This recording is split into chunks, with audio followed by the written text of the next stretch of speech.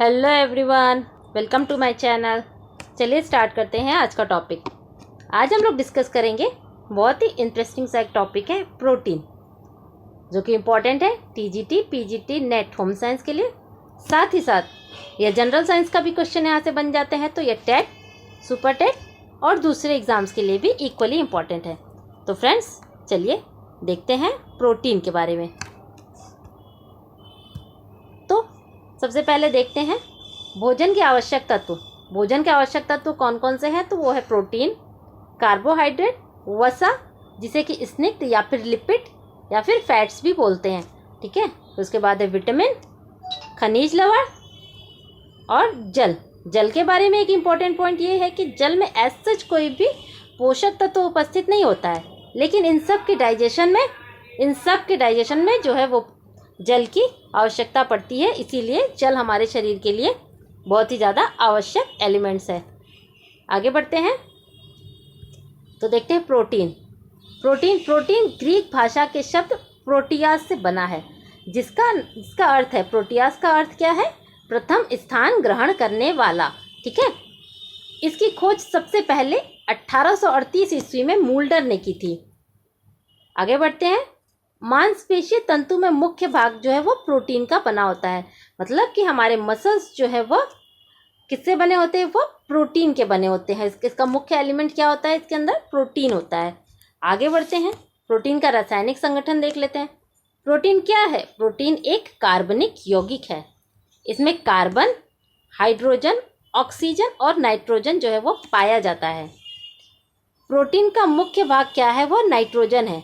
Nitrogen के ही कारण protein जो है वो अन्य एलिमेंट से वो अलग हो जाता है, ठीक है। कार्बोज तथा वसा से यह भिन्न हो जाता है।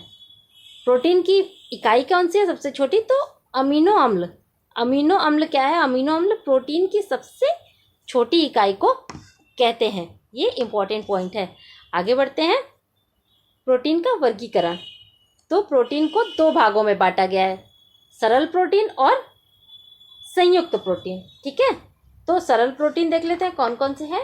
तो सरल प्रोटीन सबसे पहले एल्ब्यूमिन। एल्ब्यूमिन किसमें पाया जाता है? यह दूध में पाया जाता है, ठीक है। ग्लोब्यूलिन यह अंडे में पाया जाने वाला प्रोटीन है। ग्लूटेलिन यह अनाज और गेहूं में पाया जाने वाला, गेहूं में मुख्यतः यह कहाँ पाया जाता है? यह गेहूं में पाया जाता है। Fibrous protein. फाइब्रस प्रोटीन जो है वह हमारे बालों में, हमारे हड्डियों में जो है इस तरीके का प्रोटीन पाया जाता है। संयुक्त प्रोटीन में देख लेते हैं। तो सबसे पहले न्यूक्लियो प्रोटीन। न्यूक्लियो प्रोटीन यह कोशिका में मिलने वाला प्रोटीन कौन सा है? तो वह न्यूक्लियो प्रोटीन। ग्लाइकोप्रोटीन यह रक्त में पाया जाता है। फॉस्फोप्रोटीन जो दूध में और अंडे के पीले भाग में फॉस्फोप्रोटीन पाया जाता है। देखिए फ्रेंड्स, अगर अंडा दे दिया जाए तो ग्लोब्यूलिन पाया जाता है, लेकिन अंडे के पीले भाग में फॉस्फोप्रोटीन पाया जाता है। हीमोग्लोबिन यह रक्त में पाया जाता है। तो ध्यान रखिएगा फ्रेंड्स, हीमोग्लोबिन एक क्या है? एक प्रोटीन है, ठीक है। आगे देखते हैं प्रोटीन के इसके फंक्शन कौन कौन से हैं। तो सबसे बेसिक सा फंक्शन है कि शरीर के निर्माण का कार्य प्रोटीन के द्वारा होता है।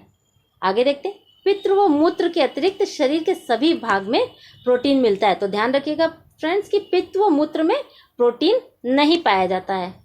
शरीर के टूट फूट के पुनर्निर्माण का कार्य भी प्रोटीन ही करता है। रक्त में उपस्थित जो होता है फाइब्रिनोजेन प्रोटीन जो है वह थ्रोम्बिन की उपस्थिति में प्रोटीन की एक जीव की रचना बनाती है। इसी के कारण जो है वह हमारे बॉडी में रक्त का बहना जो वो बंद हो जाता है। जैसे कहीं चोट लग जाती है तो रक्त का बहना इसी के कारण बंद हो जाता है। आगे देखते हैं। प्रोटीन हमारे शरीर में अम्ल तथा क्षार की मात्रा को भी बैलेंस करके रखता है, ठीक है। आगे बढ़े। शरीर में पानी के संतुलन को भी नियमित करने का काम किसका है? वह प्रोटीन का ही है। एंजाइम, हार्मोन्स और एंटीबॉडी का निर्माण करना किसका काम है? प्रोटीन का काम है। शरीर को ऊर्जा प्रदान करना भी प्रोटीन का काम है। ऐसा हम लोग जैसे जानते हैं कि शरीर को ऊर्जा कार्बोज और फैट से मिलता है, कार्बोज और वसा से मिलता है, ठीक है। लेकिन जब हमारे भोज्य पदार्थ में कार्बोज और वसा की जब कमी हो जाती है तो हमारी बॉडी जो है वो एनर्जी कहाँ से लेने लगती है, तो वह प्रोटीन से लेने लगती है। तो कार्बोज और वसा के बाद अगर शरीर को कहीं से ऊर्जा मिलती है तो वह प्रोटीन से मिलती है। इसकी कमी से कौन कौन से रोग होते हैं, चलिए ये भी देख लेते हैं। क्वाशियोरकायर रोग और सूखा या फिर मरासमस रोग भी जिसे कहते हैं। ठीक है, तो थोड़ा थोड़ा डिस्कस कर लेते हैं।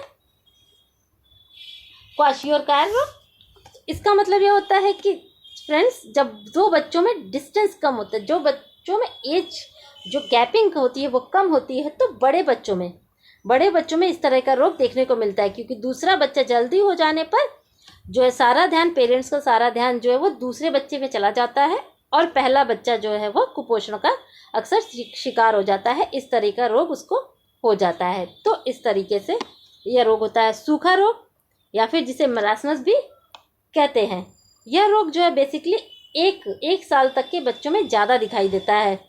इसमें इस एज में जो है वो संक्रामक रोग अधिक होने लगता है। ठीक है, तो इस तरह के सूखा रोग या फिर मरासमस रोग जो है वो प्रोटीन की कमी से होता है। आगे देख लेते हैं प्रोटीन का पाचन, डाइजेशन कैसे होता है प्रोटीन का। तो शरीर में प्रोटीन का पाचन नली के 3 स्थानों में, कहाँ, नली के 3 स्थानों पर होता है, अमाशय में, पक्वाशय में और छोटी आंत में। इन 3 स्थानों पर जो है प्रोटीन का पाचन होता है। तो फ्रेंड्स, प्रोटीन का पाचन मुंह में नहीं होता है। अमाशय में प्रोटीन का पाचन अम्लीय माध्यम से होता है। अमाशय में 2 पाचक एंजाइम जो है वो उपस्थित होते हैं, कौन कौन से, रेनिन और पेप्सिन। ठीक है, आगे देखते हैं प्रोटीन का अवशोषण। प्रोटीन का अवशोषण आहार नाल से छोटी आंत, यानी उसका अवशोषण छोटी आंत में होता है। 60% प्रोटीन का अवशोषण छोटी आंत में, 28% बड़ी आंत में तथा 11% जो है वो अमाशय में होता है। ये प्रोटीन का अवशोषण है। आगे देख लेते हैं। अब देखिए फ्रेंड्स, इस चार्ट से हम लोग देखेंगे कि प्रोटीन की दैनिक आवश्यकता। ठीक है, तो शैशवावस्था में देखिए ये अवस्था दी गई है और यहाँ पर प्रोटीन जो कि ग्राम में है पर डे के अकॉर्डिंग दी गई है। तो 0 से 6 माह के लिए एक दिन में 2.05 ग्राम प्रति किलोग्राम शरीर के बच्चे के भार के अनुसार जो है वह प्रोटीन दिया जाता है।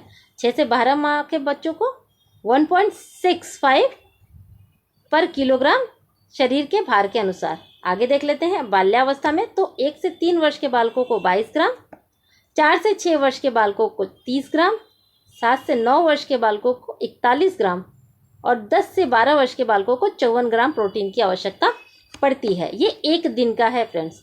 आगे देखते हैं किशोरावस्था में, 13 से 15 वर्ष के लड़कियों को 65 ग्राम, 13 से 15 वर्ष के लड़कों को जो है वो 70 ग्राम, 16 से 18 वर्ष के लड़कियों को 63 ग्राम और 16 से 18 वर्ष के लड़कों को जो है वो 78 ग्राम प्रोटीन की आवश्यकता होती है। एक वयस्क पुरुष को एक दिन में 60 ग्राम प्रोटीन की आवश्यकता होती है। उसी तरह एक वयस्क स्त्री को, जिसमें कि कम क्रियाशील, मध्यम क्रियाशील और अधिक क्रियाशील तीनों शामिल हैं, उनको कितने ग्राम प्रोटीन की आवश्यकता होती है, तो वो 50 ग्राम है। ठीक है, गर्भावस्था के दौरान 50 ग्राम तो डेली बेसिस, उसके बाद 15 ग्राम एक्स्ट्रा। इसी तरीके से स्तनपान की अवस्था में 50 ग्राम प्लस 25 ग्राम, तो इस तरह से 75 ग्राम जो है प्रोटीन की आवश्यकता होती है। आई होप मेरी ये छोटी सी वीडियो आप लोगों को अच्छी लगे तो प्लीज़ लाइक करिए, शेयर करिए और सब्सक्राइब करना मत भूलिएगा। मिलते हैं अपने नेक्स्ट वीडियो में, तब तक के लिए थैंक यू।